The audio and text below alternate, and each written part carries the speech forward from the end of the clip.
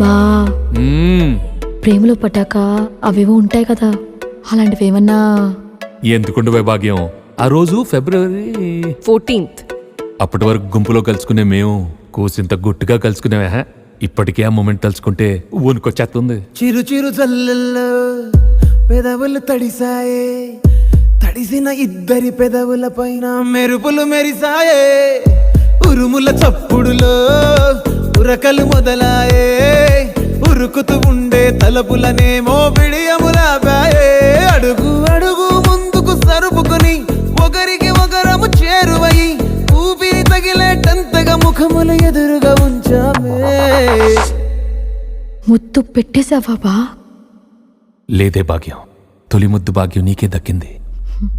చాలే